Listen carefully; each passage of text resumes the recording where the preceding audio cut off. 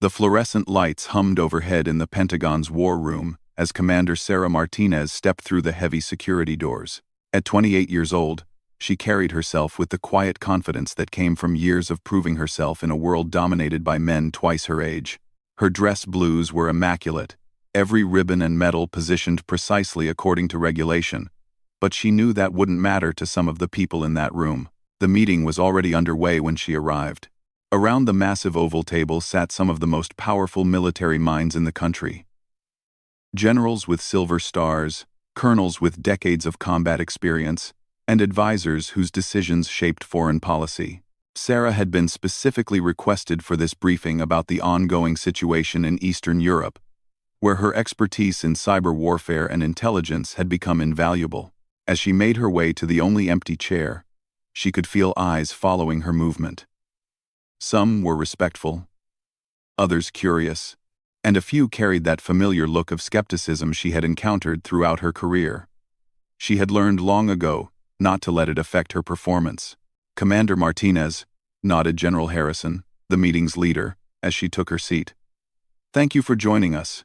We were just discussing the latest intelligence reports from your team." Sarah opened her briefing folder and prepared to contribute to the discussion. The topic was serious. Potential cyber threats that could compromise NATO communications in the region. Her team had spent weeks analyzing patterns and vulnerabilities, and their findings were crucial to the military's response strategy. Across the table sat Marine Staff Sergeant Mike Thompson, a decorated combat veteran with 3 tours in Afghanistan. At 35, he had the weathered look of someone who had seen real action, and he wore his experience like armor.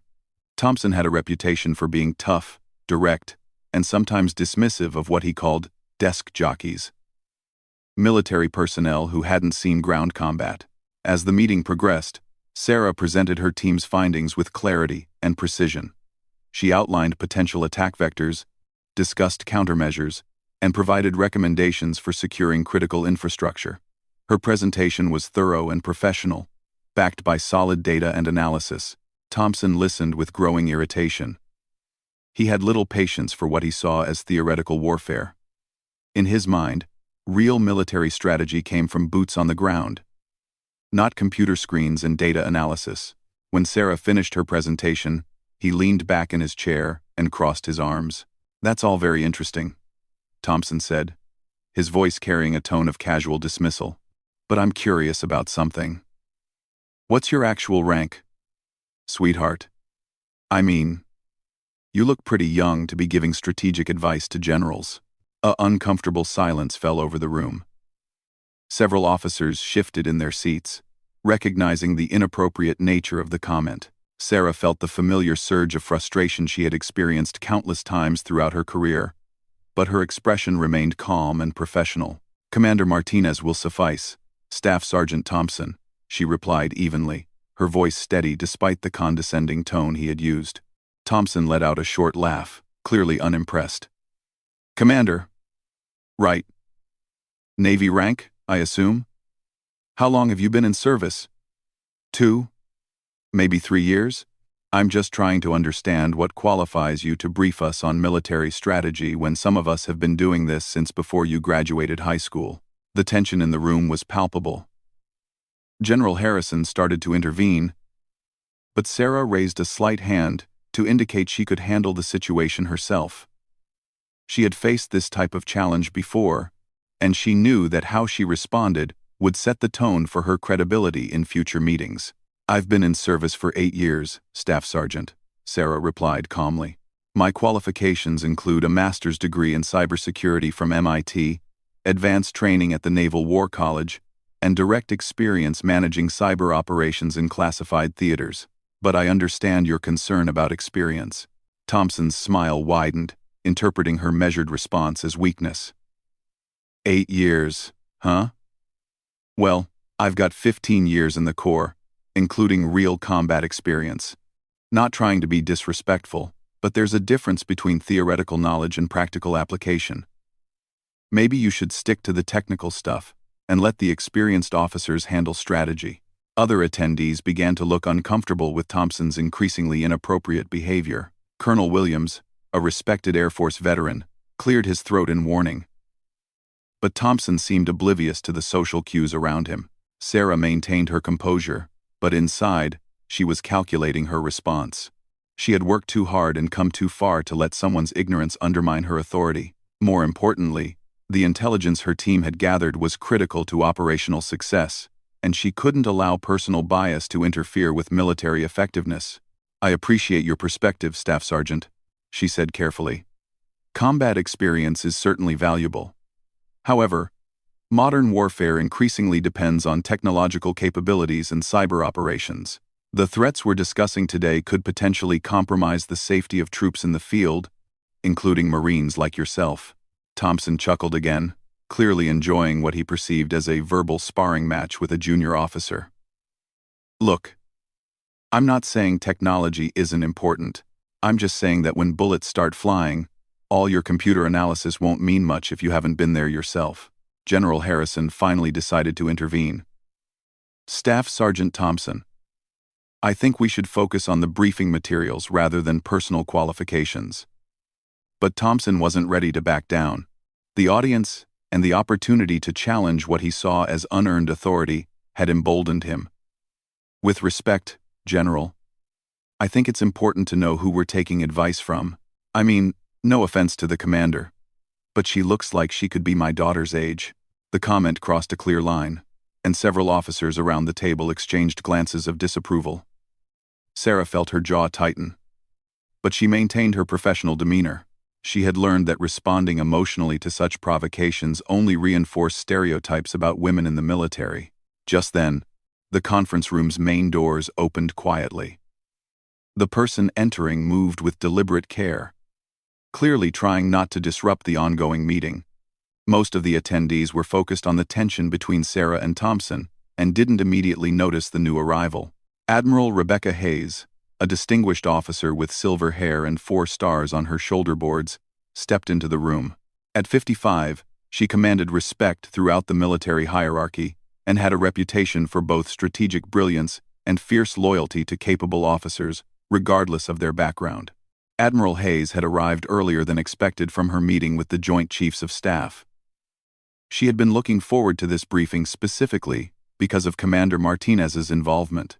The Admiral had been following Sarah's career with interest, particularly her innovative approaches to cyber warfare and her exceptional performance in recent classified operations. As Admiral Hayes quietly moved toward an empty chair near the back of the room, she caught the tail end of Thompson's comments about age and experience. Her expression hardened as she realized what was happening. She had seen too many talented officers, particularly women and minorities, face similar challenges throughout her own career. Thompson, still unaware of the Admiral's presence, continued his commentary. "I'm just saying that rank should mean something, you know? It should reflect real experience and proven leadership, not just time served behind a desk." Sarah's patience was wearing thin, but she recognized that this moment was about more than just her own credibility. Other women in the room, junior officers, and future military leaders would remember how this situation was handled. She needed to respond with both strength and professionalism. "Staff Sergeant Thompson," she began, her voice carrying a note of authority that hadn't been there before. "I understand your concerns about experience and qualifications. Perhaps we should discuss my service record in more detail." But before she could continue, a movement near the back of the room caught her attention. Admiral Hayes was rising from her chair, and Sarah immediately recognized the 4 stars that indicated her supreme authority in the room. More importantly, she saw the Admiral's facial expression, which conveyed both support and barely contained anger at what she had witnessed. Thompson, still facing Sarah and completely absorbed in his challenge to her authority, remained oblivious to the change in room dynamics. He was preparing another comment about the difference between theoretical knowledge and practical experience when he noticed that Sarah's attention had shifted to something behind him. The room had fallen into complete silence. Even General Harrison, who had been preparing to restore order to the meeting, stopped mid-sentence as he noticed Admiral Hayes's presence and her obvious displeasure with the situation. Thompson finally sensed that something had changed. The atmosphere in the room had shifted dramatically, and he could see concern and surprise on the faces of his fellow officers. Slowly, he began to turn around to see what had captured everyone's attention. As he turned, his confident smirk began to fade.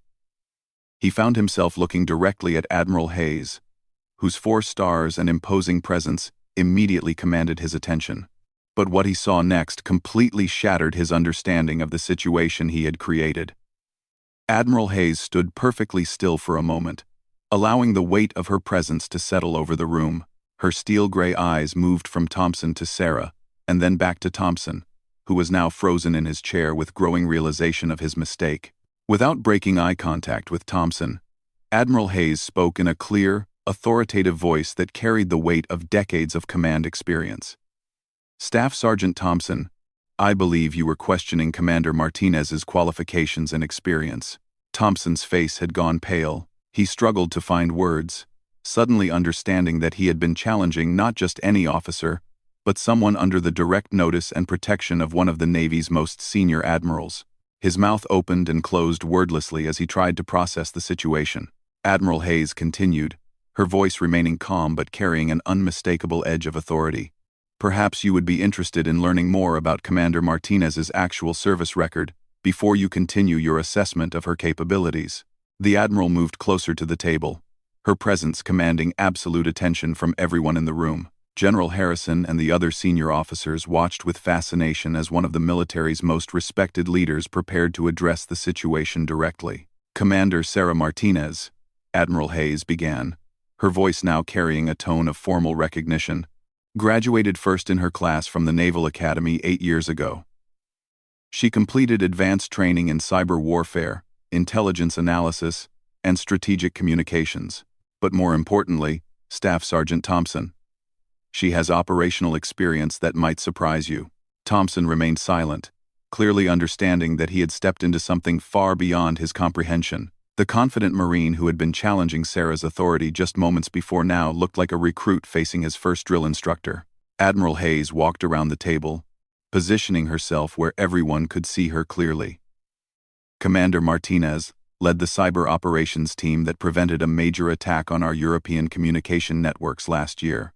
That operation, which remains classified, directly protected the lives of over 3,000 American service members, including Marines serving in forward positions." Sarah remained composed, but she could feel a sense of vindication building within her. She had never sought recognition for that mission, but hearing Admiral Hayes acknowledge her work in front of her peers meant more than any medal or commendation could. The Admiral continued her recitation of Sarah's accomplishments, each revelation making Thompson shrink further into his chair. She also designed the cybersecurity protocols currently protecting our satellite communications in the Middle East. Her innovations have been adopted across all military branches and have become the standard for protecting our most sensitive operations. General Harrison and the other senior officers listened with growing respect and amazement. While they had known Sarah was capable, many had not realized the full extent of her contributions to military operations and security. Admiral Hayes paused, allowing her words to sink in before continuing. "But perhaps most relevant to your concerns about combat experience, Staff Sergeant Thompson, is that Commander Martinez spent 14 months in Afghanistan as part of a joint task force. She wasn't sitting behind a desk during that deployment." This revelation shocked everyone in the room, including some officers who had worked with Sarah but were unaware of her deployment history. Combat deployments were not commonly associated with cyber warfare specialists, and Sarah had never mentioned her time in Afghanistan during previous meetings. Thompson's face now showed a mixture of embarrassment and disbelief. The woman he had been condescendingly questioning about her qualifications had actually served in the same theater where he had earned his combat credentials. Admiral Hayes wasn't finished. During her deployment, Commander Martinez not only managed cybersecurity for forward operating bases, but she also participated in direct action missions when her technical expertise was needed in the field. She earned a Bronze Star for her actions during a mission that successfully prevented enemy forces from accessing classified communications equipment. The silence in the room was now complete. Even the distant hum of the building's ventilation system seemed muted by the weight of Admiral Hayes's words. Sarah had never spoken about receiving the Bronze Star, a decoration typically associated with heroic or meritorious achievement in ground combat operations. Thompson finally found his voice, though it came out as barely a whisper. I didn't know, Admiral. I apologize for my comments. But Admiral Hayes wasn't ready to accept his apology just yet. She had seen too many talented officers, particularly women and minorities, face similar challenges throughout her career, and she recognized this as a teachable moment for everyone present. Your apology should go to Commander Martinez, Staff Sergeant. But more importantly, this situation highlights a serious problem in military culture that needs to be addressed. Admiral Hayes moved to stand behind Sarah's chair, a gesture of clear support and protection. Commander Martinez has never sought recognition or special treatment. She has consistently performed her duties with excellence and professionalism, often exceeding the standards expected of officers with twice her experience. Yet, she faces constant challenges to her authority based on assumptions about her age, gender, and background. The Admiral's voice grew stronger, carrying the passion of someone who had fought similar battles throughout her own career. This is not just unfair to individuals like Commander Martinez. It undermines military effectiveness by creating environments where our most capable personnel must constantly prove themselves rather than focusing on their missions. Thompson squirmed in his chair, fully understanding that he had become the unwilling example in a much larger discussion about military culture and respect. He had gone from confident challenger to embarrassed student in the span of just a few minutes. Admiral Hayes continued her impromptu lesson. Combat experience is valuable, Staff Sergeant Thompson. But it is not the only measure of military competence or leadership capability. Modern warfare requires diverse skills, advanced technical knowledge, and the ability to adapt to rapidly changing threats. Officers like Commander Martinez represent the future of military excellence. General Harrison nodded in agreement, recognizing the wisdom in Admiral Hayes's words. He had been thinking similar thoughts about the changing nature of military service but had never heard them articulated so clearly and powerfully. The Admiral turned her attention back to Sarah, who had remained professionally composed throughout the entire exchange. Commander Martinez, would you please continue with your briefing? I believe the information your team has gathered is critical to our operational planning. Sarah nodded gratefully and reopened her briefing materials. The room's atmosphere had completely transformed. Where there had been skepticism and challenge, there was now respect and attention. The same officers who had watched Thompson's challenge with uncomfortable silence were now leaning forward, eager to hear her analysis. As Sarah resumed her presentation, Admiral Hayes took a seat near the front of the table, her continued presence serving as both protection and endorsement. Thompson, meanwhile, remained silent for the rest of the meeting, occasionally taking notes but never again questioning Sarah's expertise or authority. The briefing that followed was one of the most productive Sarah had ever given. Her recommendations were discussed seriously, her analysis was carefully considered, and her expertise was treated with the respect it deserved. The cyber threats she had identified were recognized as legitimate concerns requiring immediate attention and resources. When the meeting concluded, Admiral Hayes approached Sarah as the other attendees filed out of the room. Thompson lingered near the door, clearly wanting to speak with both women, but uncertain how to proceed. Admiral Hayes placed a hand on Sarah's shoulder and spoke quietly. That was excellent work, Commander. Your briefing was exactly what we needed to hear, and your professionalism under pressure was exemplary. Sarah felt a sense of gratitude and relief. Thank you, Admiral. I appreciate your support. The Admiral's expression softened slightly. You shouldn't have needed my support, Sarah. Your work should speak for itself. But until military culture catches up with military reality, talented officers like you will occasionally need allies who are willing to stand up and remind people what excellence actually looks like. As Admiral Hayes prepared to leave, Thompson finally approached them. His earlier confidence was completely gone, replaced by genuine remorse and embarrassment. He stood at attention, clearly struggling with how to address the situation he had created. Admiral Hayes, Commander Martinez, he began formally. I owe you both an apology. My behavior was inappropriate and unprofessional. I let my assumptions and biases cloud my judgment, and I disrespected a fellow service member who clearly deserved better. Admiral Hayes studied Thompson's face, looking for signs of sincerity versus mere damage control.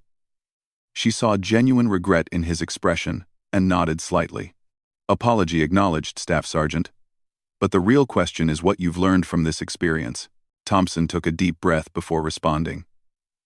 I learned that my assumptions about qualifications and experience were wrong. I learned that respect should be given based on competence and professionalism, not on personal biases. And I learned that I need to examine my own attitudes and behaviors more carefully. Sarah had been listening to the exchange with interest. She appreciated Thompson's apology, but she was more interested in whether this experience would lead to genuine change in his attitudes and behavior. Too often, she had seen people apologize for inappropriate comments without actually changing their underlying beliefs. The three officers stood together for a moment, each processing the events of the past hour in their own way. For Admiral Hayes, it had been an opportunity to address a persistent problem in military culture.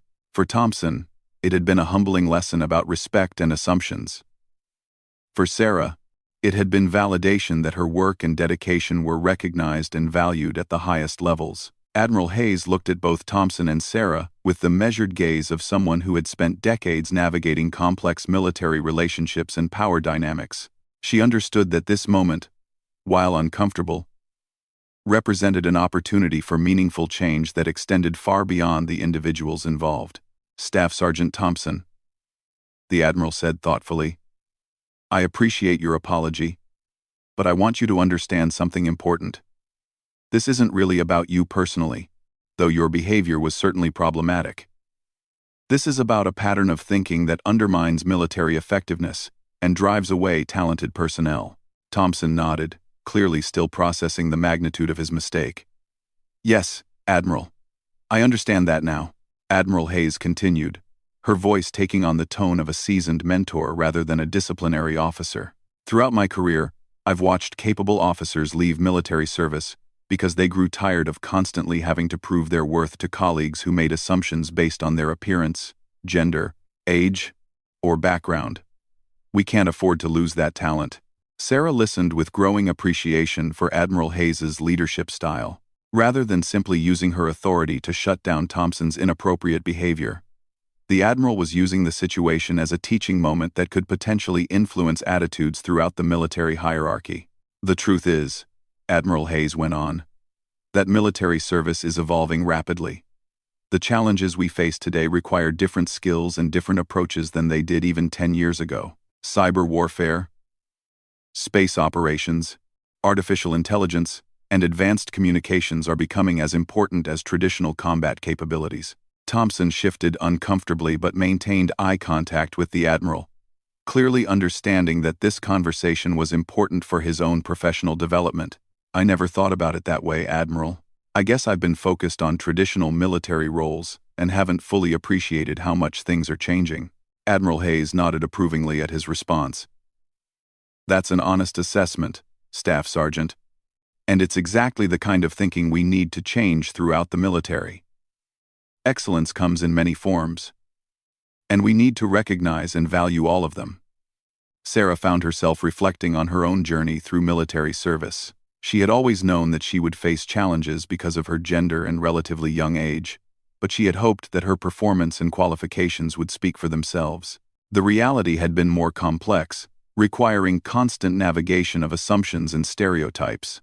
Commander Martinez, Admiral Hayes said, turning to face Sarah directly, I want you to know that what happened here today is not acceptable, but unfortunately, it's also not uncommon. I've been working throughout my career to change these attitudes, but progress has been slower than I would like. Sarah nodded thoughtfully. I appreciate that, Admiral. I've certainly encountered similar situations before, though rarely so directly. I've learned to focus on doing my job well and letting my results speak for themselves. The Admiral smiled slightly at Sarah's diplomatic response. That's exactly the right attitude, and it's one of the reasons why your career has progressed so successfully. But you shouldn't have to constantly prove yourself to people who should be evaluating your work rather than your appearance. Thompson had been listening to this exchange with growing understanding of the broader issues at play. Admiral, Commander Martinez, is there anything I can do to help address these problems? I mean, beyond just changing my own attitudes? Admiral Hayes looked surprised by the question, but pleased by Thompson's apparent sincerity. Actually, Staff Sergeant, there is. The most effective way to change military culture is through peer-to-peer influence. When you hear other service members making inappropriate comments or assumptions, speak up. Challenge those attitudes the same way I challenged your behavior today. Thompson considered this suggestion seriously. I can do that, Admiral. I think I understand now how damaging those attitudes can be. Not just to individuals, but to military effectiveness overall. Sarah was impressed by Thompson's willingness to engage with the larger issues rather than simply apologizing and moving on. It suggested that the confrontation with Admiral Hayes had genuinely affected his thinking, rather than just embarrassing him into compliance. Admiral Hayes glanced at her watch and realized that she needed to prepare for her next appointment. I need to leave shortly, but I want to make sure we have a clear understanding moving forward. She looked directly at Thompson. Staff Sergeant, I expect you to take this lesson seriously and to share what you've learned with other Marines in your unit. Leadership at every level means creating an environment where all service members can perform at their best. Thompson stood at attention. Yes, Admiral, I understand completely. Admiral Hayes then turned to Sarah. Commander, continue the excellent work you've been doing. Don't let incidents like this discourage you from speaking up and taking leadership roles. The military needs officers like you, and I personally will continue to support your career advancement. Sarah felt a surge of gratitude and confidence. Thank you, Admiral. Your support means more than you know. As Admiral Hayes prepared to leave, she paused and looked back at both officers. One final thought. This situation reminds me why mentorship and sponsorship are so important in military careers. Commander Martinez, I hope you'll consider serving as a mentor to junior officers who might face similar challenges. And Staff Sergeant Thompson, I hope you'll become an advocate for fair treatment and professional respect throughout your unit. Both officers nodded in agreement, understanding that Admiral Hayes was asking them to pay forward the lessons learned from this difficult but valuable encounter. After Admiral Hayes left the conference room, Sarah and Thompson found themselves alone together for the first time since the confrontation began. The atmosphere between them was awkward but not hostile, and both seemed to recognize that they needed to find a way to work together professionally despite the tension that had occurred. Thompson broke the silence first. Commander Martinez, I want to apologize again for my behavior. I realize now that my comments were not just inappropriate but also completely uninformed. Sarah studied his expression, looking for signs of genuine remorse versus merely professional damage control. She saw what appeared to be authentic regret and embarrassment. I appreciate your apology, Staff Sergeant. I'm more interested in whether this experience will change how you interact with other officers in similar situations. Thompson nodded earnestly. It absolutely will. I've been thinking about what Admiral Hayes said about military culture and effectiveness. I realize that I've probably made similar assumptions about other personnel without even realizing it. Sarah appreciated his honesty. That takes courage to admit. Most people would just apologize and try to move on without really examining their own attitudes. Thompson managed a small, self-deprecating smile. Well, having a 4-star admiral call out your behavior in front of a room full of senior officers tends to motivate some serious self-reflection. Despite everything that had happened, Sarah found herself warming slightly to Thompson's apparent willingness to learn from the experience. The important thing is what you do going forward. Changing military culture requires people at every level to challenge inappropriate behavior when they see it. Thompson's expression grew more serious. Commander, can I ask you something? How do you handle situations like this? I mean, you stayed so calm and professional even when I was being completely out of line. Sarah considered the question carefully. I've learned that responding emotionally to inappropriate behavior often reinforces negative stereotypes about women in the military. So I try to stay focused on the facts and my professional qualifications. But I'll admit, it's not always easy. Thompson shook his head with apparent admiration. I don't think I could have handled it as well as you did. I probably would have lost my temper. The conversation continued for several more minutes, with both officers discussing their different perspectives on military service and the challenges of creating inclusive environments while maintaining high standards of performance and discipline. As they prepared to leave the conference room, Thompson made one final comment that surprised Sarah with its insight. Commander, I think what happened today was embarrassing for me personally, but probably necessary for the military overall. If we're going to change these attitudes, people need to see that inappropriate behavior has consequences." Sarah nodded in agreement. "You're right. Change is often uncomfortable, but it's necessary for progress." They walked out of the conference room together, both understanding that their professional relationship had been fundamentally altered by the events of the past hour. For Thompson, it had been a humbling lesson about respect, assumptions, and the changing nature of military service. For Sarah, it had been a powerful reminder that she had allies at the highest levels of military leadership. In the weeks that followed, word of the incident spread quietly through military circles, though the specific details were often distorted in the retelling. What remained consistent in all versions was that Admiral Hayes had decisively supported Commander Martinez and had used the situation to address broader issues of military culture and respect. The incident became a turning point in Sarah's career, not because she needed Admiral Hayes's protection, but because the public support of such a senior leader gave her additional credibility and influence in future meetings and assignments. She continued to excel in her duties, eventually earning promotion to lieutenant commander and taking on increasingly important responsibilities in cyber warfare and strategic planning. Thompson, meanwhile, took Admiral Hayes's challenge seriously. He began speaking up when he heard inappropriate comments from other Marines, and he became an advocate for professional respect and inclusion within his unit. His own career continued to progress, but more importantly, he became part of the solution to problems he had previously unknowingly perpetuated. The conference room where it all happened returned to its normal routine of high-level military meetings, but the lesson learned there continued to influence military culture in small but meaningful ways. Change, as Admiral Hayes had noted, was often slow in military organizations, but it was possible when leaders at all levels took responsibility for creating environments where excellence could flourish, regardless of an individual's background or appearance. Years later, both Sarah and Thompson would look back on that uncomfortable afternoon as a pivotal moment in their understanding of military service, leadership, and the ongoing effort to build a more inclusive and effective armed forces.